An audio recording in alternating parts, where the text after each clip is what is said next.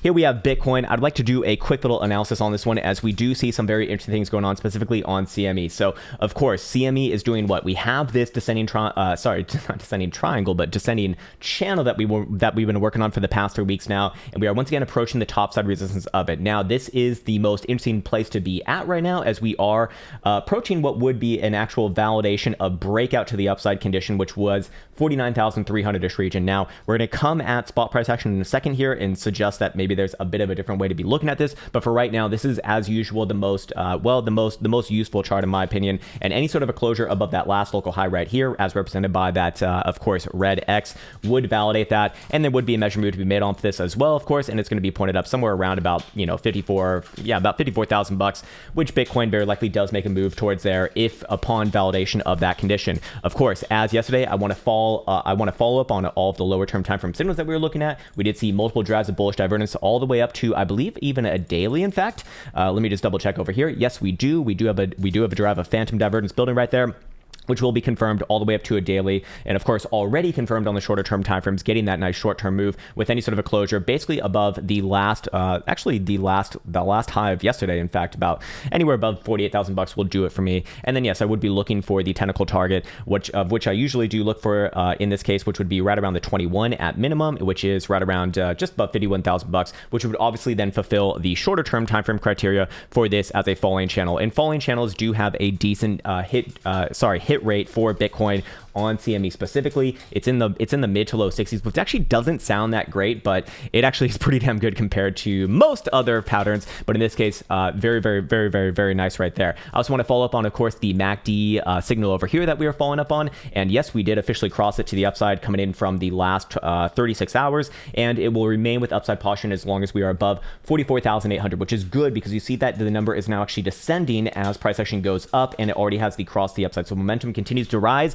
and if we do see essentially a break of that current formation, that would be momentum plus breaking an actual short-term time frame trend, and that obviously has greater implications for the long term. And if we take this one step further, of which we can go back on over here to the daily stochastic momentum signal on CME. We've been following up on this one for the past couple weeks now. It's finally coming to fruition, and well, I guess I'll go through the full rigmarole yet again. And basically, this signal is very similar, or it's not just very similar, it is completely the same thing as what we've seen from the last 1, 2, 3, 4, 5, 6, 7, 8 of these blue vertical bars representing those iterations, where essentially the daily stochastic momentum comes down to base off of the green horizontal bar right here. However, as you can see, I marked off 3 of them with the red signature, which I'm actually going to remove my face for just a second right there. There you go.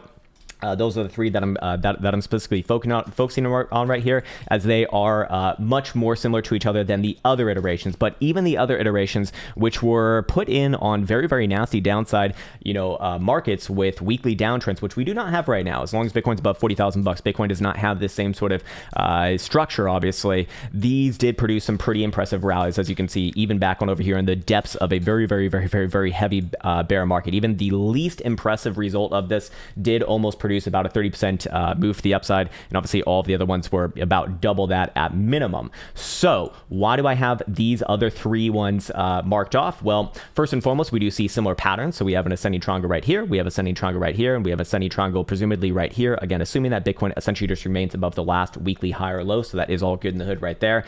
And also we do see the signature itself is a lot more similar to those ones. So I want you to put this one in your mind's eye. I'm going to get rid of that for right now. We see this first base off the green horizontal, gets rejected, comes back down, bases again, rejection yet again, and then bases for a 3rd time, and so far so good. We really just want to see this one continue onwards and upwards above the critical zone now, kind of where I had it from yesterday, and then above this last little rejective high right there.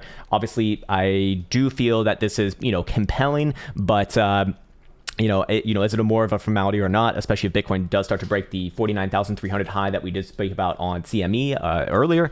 Yeah, I do think so, quite honestly, because what we're going to go over in spot price action does look rather interesting. So again, put that sort of this sort of signature in your mind's eye, because we're going to go back to March 2020, and that was this iteration right here where Bitcoin played out the flu dump, obviously, and then once we actually got that second base off the green horizontal, Bitcoin never looked back after that. I mean, obviously, we've never traded below 5,000 40,000 since that time. And well, realistically, this was just a straight moonshot for the next year or so. Now you could argue that just the first move itself did produce about 100% gainer right there.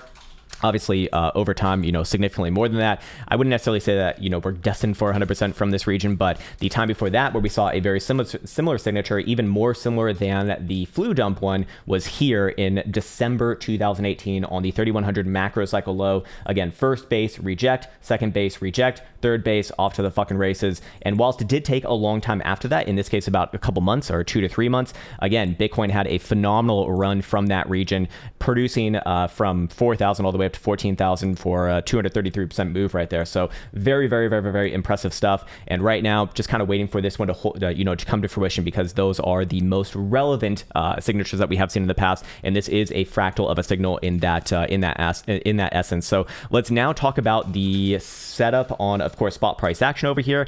And this one's a little bit different, obviously. So we denoted yesterday that over the weekend, we already had a lower high printed in at about 48,300, as denoted by this horizontal right here. And I did say that if Bitcoin does trade above that region, that would be a little bit of an early signature, a little bit of an early warning that we're going to see that breakout to the upside before CME condition is met. And in this case, obviously that has already been met, and that is, well, good, if you will. Now, technically speaking, you really do want to see the last 49,300-ish level still taken out. But if you are trading off of something like this, now what would be an invalidation and sort of the hopefully the usefulness of an analysis like this is to come actually not just with crazy targets and shit like that, but also what would invalidate this as a setup. Well, now it would be coming back down and closing below essentially that last lower swing high on a closing basis, which was 47,700. As long as that condition is not met, I do look for essentially upside momentum on all the things that we spoke about earlier to take over. And again, the underlying market dynamics are certainly more in line with that as well. So let's go over here and start it off with, of course, the fear and greed index, which we've been following up on for the last 3 weeks now. It's actually more than over 3 weeks. And again, anytime that we've been within the fearful zone, in this case, 25 would definitely be a fearful read right there. In fact, just below that is extreme fear, has been aligned with some pretty major lows in Bitcoin land. Doesn't mean that you can't stay down there for a long time. For example, we did see about 2 to 3 months on the summer lows at 30,000 bucks on the last macro cycle low. And then, of course, the more recent one at 40,000 bucks spent about 2 weeks down there. So again, we're within the context of that. And it does, align with the likelihood that we're probably looking at a nice base first and foremost, with a nice rally off this region before anything else. And targeted, in targeted regions, the upside very likely do get smashed first before any sort of, a major catastrophe on price action to the downside. But I do want to call out a few things over here as well. The global funding rate still a little bit below parity. So that does mean that on some exchanges, you probably are even getting paid to hodl your longs. Anything below 0.01%, it does suggest that there's a little bit more aggressiveness on the short side than the long side in this case. But ultimately, these are very, very, very, very, very minimal numbers right here. So it's not like a, humongous thing to be pointing out, but it's just one more, small 1% thing that kind of aligns a little bit more with a Bula-ish resolution, as we've kind of been saying from this region. The real question was, does Bitcoin hold about 45 or 46,000 bucks, or come down to like 43,000 bucks first? At the end of the day, a $2,000 move on an asset that trades at like $50,000 to $60,000, that's probably noise to most people, I do imagine. Now, I do want to call this one out yet again. The global leverage ratio and the global open interest both ticking up right there. And there's a massive discrepancy in the way that the global leverage ratio is ticking up in comparison to the open interest. So open interest made an ever so slight move. I think we've gained about just under $1 billion in the last few days here, or really realistically in the last couple of weeks here, which is, significant, but we're talking about a number that can get all the way up to almost 16 to 17 billion, which we've seen at the all-time highs before. And more importantly, the global leverage ratio over here represents that, there is a massive discrepancy between leverage positions on exchanges versus the spot holdings on exchanges. And you can see that this is pretty much at all-time highs yet again. So what does this align with? If the leverage ratio is going up like this, and the open interest is barely going up, well, the first assumption would be that the exchange's reserves continues to dwindle, which is exactly what we see over here. We've seen consistent outflows from exchanges, which does imply hodling activity. But then the real question is, okay, if leverage is truly in control right now, which it certainly is, or at least, it usually is, so this is nothing like new, obviously. But if leverage is in control, which side is being more aggressive? Well, going off of the global funding rate over here, that would suggest that the Of course, short side is being a little more aggressive right now, likely with a lot of trap positions, I imagine, below, especially like the $48,000 region. So I do like that as a pivot, or basically that last little lower high that we did see from over the weekend on 19th of December at about 47,700 or so. So as long as Bitcoin is above there, I do look at this as a basing and, well, and reversal point. And we're kind of seeing it in progress right now. And that is essentially my invalidation for that. And until that gets hit, I do look for everything else to kind of play back up. Now, keep in mind that when we do go back on over here and look at CME, we are just playing up to the top side of this descending channel trend line, which, you know, very likely does pull back a little bit from this region. Again, that is not problematic. What would be problematic is confirming yet again another lower high right here on CME, and then coming back down specifically below what we saw on spot price action over the weekend. I wouldn't necessarily call out a full-on downside melt to 42 or 43,000 bucks based off that, but I would be looking for at minimum another test of the bottom side of our range yet again. And it's just the same fucking thing that we've been seeing for 3 weeks now. Yeah, I mean, it's been very generous to range traders recently, but I think that we are looking for a resolution today. Why am I saying that? Because we also do see on the daily over here, daily BBWP has been coiling up basically since we hit our December meltdown right here.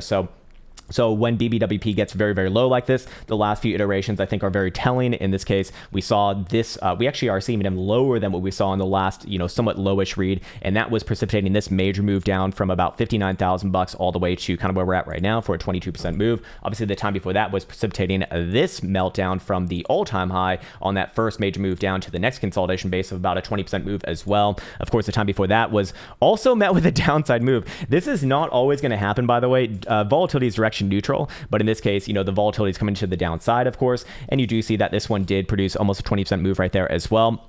And then the same thing over here on this first move, another 20% move down. Again, it's not always going to be like this. And then, of course, the time before that was on the macro cycle low thus far at 30,000 bucks, where Bitcoin did put in the massive bear trap from basically 30,000 all the way up to 53,000 unabated, and then continued onwards and upwards from there. So again, I want to be very directly clear in stating this. PBWP, or volatility in general, is of course direction neutral. That's why we look at momentum oscillators in addition to it, alongside trend, to kind of generate a bias on where that volatility is going to expand towards. But in this case, I do think that we probably see that expansion come to the upside with that minimum a test somewhere around the 21 exponential average, which is just below 50,000 bucks. So obviously that's going to have a greater, or at least avalanche of effects going onwards and forwards from here. Let me just make sure that everything's updated over there. Okay, we are over there. Great. And let's see. So I think that is pretty much what I want to say right there. We got over validation conditions. We got over invalidation conditions. We spoke about the fractal signals that we're kind of looking at right there, plus momentum, plus volatility. I think that's pretty much everything that I want to speak about right there. Maybe we had a 2-day closure last night. No, we did not. Or yes, we did.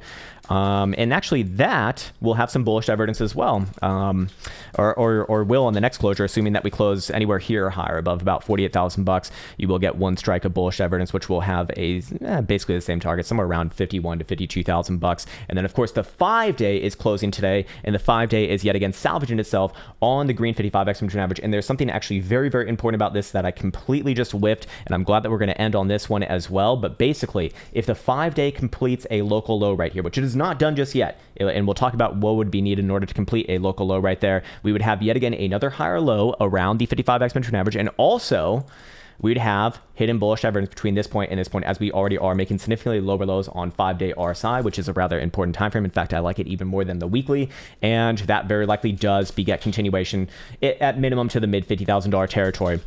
So with all of that said, what would complete this as a local low here? Well, is it likely to happen today? I wouldn't necessarily say today, but if it was going to be today, I'd need to see Bitcoin close above like $50,000. However, coming into the next 5-day period, if you basically see Bitcoin pop back up above the current range highs, which is basically that $51,000 number actually, well, that would do it for me. And I think that's where I'll leave this one right here. Hopefully that was helpful. And there you go for Bitcoin, sirs and